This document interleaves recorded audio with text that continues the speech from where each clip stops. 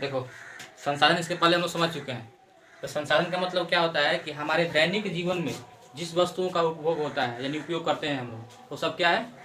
संसाधन है। जैसे अभी हम लोग लिख रहे हैं, मार्कर हो गया, ये क्या है? ये बोर्ड क्या है?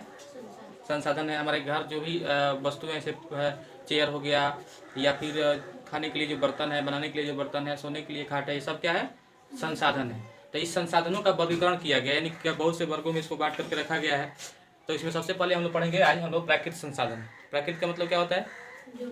जो प्राकृतिक यानी कि ईश्वरीय रूप से जो हमें प्राप्त होता है ना, उसे हम लोग पढ़ेंगे। तो सबसे पहला संसाधन क्या है? भूमि संसाधन।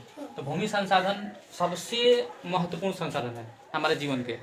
सबसे महत्वपूर्ण कैसे है कि बिना भूमि का हमारा अस्तित्व ही नहीं है। जैसे अभी अब खड़ा है, तुम लोग पढ़ा रहे हैं, तब कहाँ खड़े हैं? भूमि पर। और जब तक कि भूमि नहीं रहेगा तो हम कहाँ से पढ़ा पाएंगे? ऐसे तो भगवान तो है नहीं कि आएंगे उठते हुए आकर क्या करेंगे और पढ़ा करके चले जाएंगे, ऐसा कुछ नहीं है। और ये जो है भूमि संसाधन को आज हम लोग बहुत बारीकी से समझेंगे। यह जो है, देखो, भूमि, हम भूमि पर निवास करते हैं, हमारा आर्थिक क्रियाकलाप इसी पर संपादित होता है, अतः यह अत्यंत महत्वपूर्ण संसाधन है। सारा काम जो है हम लोग का कहाँ समाप्त होता है? भूमि पर। टोटली वर्क जो है क्या है? भूमि पर ही है। यह प्राकृत द्वारा प्रदत्त होने के कारण यह प्राकृतिक संसाधन है। यह प्राकृत द्वारा मिला है हमें, ये नहीं किसी जो है ना व्यक्ति द्वारा निर्मित है। यह व्यक्ति द्वारा निर्मित नहीं है, यह है प्राकृत द्वारा निर्मित। इसलिए हम किसे क्या कहते हैं? प्राकृतिक संसाधन कहते हैं। तो देखो इसमें क्या क्या होता है प्राकृतिक संसाधन में। जैसे कृषि के काम हम लोग करते हैं, पेड़ पौधे लगाएंगे यानी वानिकी का काम, मत्स्ययान यानी कि मछली पालन, पशु चारण। से मान लो हम लोग यहाँ गाय भैंस है तो कहाँ चलेगी? किसी न किसी जमीन पे जाकर चलेगी। और उसके बाद जैसे खनन यानी जैसे नीचे से जैसे मान लो कि हम लोग बालू निकालते हैं, फिर और कई प्रकार की जो है ना वस्तुएं जिसे हम लोग प्राप्त करते हैं। जैसे हम लोग घर लिपने के लिए लगता है ना मिट्टी, है ना। गाँव में जो घर जो है, कभी बहुत से घर है जिसमें फर्श नहीं लगा है, तो उनके घर जो है ना, घर लिए मिट्टी चाहिए। तो मिट्टी कहाँ से आता है? जाते हैं खेतों में हम लोग और उसको मिट्टी को हटा देते हैं, फिर नीचे से मिट्टी निकालते हैं। वो क्या है? पीली मिट्टी आती है, उसे घर को तब अच्छे से लिपा जाता है। वैसे वन्य जीव जो भी जंगलों में रहने वाले जीव हैं, उन सब के लिए भी जंगल कहाँ उगेगा? भूमि पर। परिवहन संचार, परिवहन हो यानी कि ऐसे मान लो कोई बस है, ट्रक है, रेलवे लाइन है, ये सब कहाँ बिछेगी? कहीं जमीन पर ही बिछेगी। और बिना जमीन का कोई अस्तित्व ही नहीं है उसका। अब ये देखो, जैसे आर्थिक क्रियाएं जो है ना, इस जैसी आर्थिक क्रियाएं कहाँ संपन्न होती है? भूमि पर। भूमि पर संपन्न होने के कारण यह मौलिक संसाधन भी है। यह क्या है? मौलिक संसाधन है। प्राकृतिक संसाधन होने के साथ साथ क्या है? मौलिक संसाधन भी है। ऐसा समझ में?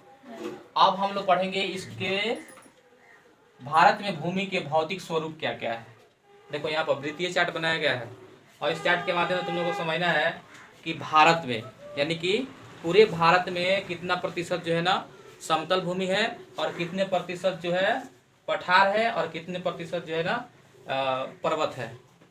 तो कहने का मतलब है कि इसमें बता दिया गया। देखो 43% जो है इस कलर का यहाँ पर मैदानी भाग है, यानी कि जिस पर खेती बाड़ी करना खूब आसान है मैदानी क्षेत्रों में। तो कितना है पूरे भारत में? पूरे भारत के क्षेत्रफल का 43% भाग क्या है? मैदान है। उसके बाद से 30% जो है पठार भाग, सॉरी पर्वत। 30% क्या है? पर्वत है, यानी कि छोटे बड़े सभी पहाड़ मिला करके भारत के क्षेत्रफल के लगभग 30% क्या है? वो कौन से है? पर्वत। और जो है 27% पठार है, यानी कि ऐसे एक तरह से कह लें कि जो सामान्य भूमि से कुछ ऊंचाई पर एक छत्रनुमा आकार का जो भूमि होता है उसे पठार कहा जाता है। तो ये पठार जो है कितना प्रतिशत है?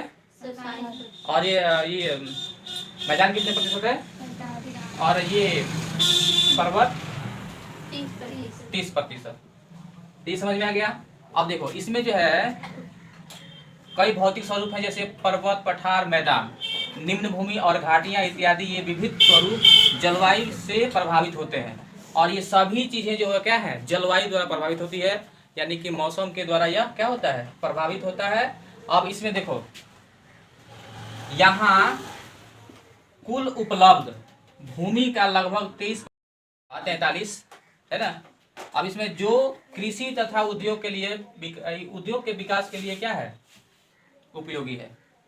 कृषि यानी खेती बाड़ी होगा, धान गेहूं जो भी बोना है, आलू प्याज मटर, कहाँ बोएंगे हम लोग? जमीन पर। और जमीन कैसा होना चाहिए, समतल होना चाहिए, थोड़ा सा बराबर होना चाहिए। ये नहीं ला करके एवरेस्ट पर हम आलू रोपते हैं तो होगा, नहीं होगा। उसके लिए क्या चाहिए हमको, समतल भूमि चाहिए।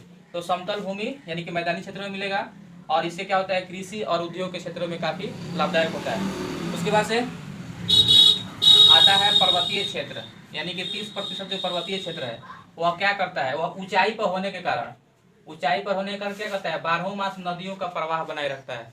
12 मास नदियों में पानी बहता है, क्यों बहता है कि ऊंचाई पर जो स्थित है, पहाड़ों के ऊपर जो वर्षा का जो जल संचित रहता है यानी कि स्टोर रहता है, वो आराम से सालों भर उस ऊंचाई के कारण उच्च भूमि से निम्न भूमि की तरफ क्या होता है, बहता है। इसके कारण 12 मास नदियों का जो है ना जल प्रवाह बना रहता है। उसके बाद से सबसे लास्ट में आता है पठार, जो भारत के कुल क्षेत्रफल का 27% भाग पठार है, जो खनिज, जीवाश्म ईंधन एवं वन संपदा से भरपूर है। खनिज का मतलब जैसे मान लो कि तांबा, अब्रक, बक्साइड, ये सब चीज़ें उन्हीं क्षेत्रों से पाए जाते हैं जो पठारी भाग है। जीवाश्म ईंधन जैसे पेट्रोलियम हो गया, ये सब कहाँ से प्राप्त होता है, पठारी भागों से। उसके बाद से जो है वन संपदा, जैसे कोयला वगैरह हो गया, ये सब चीज़ों का एकदम संचित स्टोर यानी कि क्या बोलते हैं इसको, रिजर्व स्टोर है ये, है ना। तो ये समझ में आ गया, कोई दिक्कत, किसी को कुछ पूछना है? ओके।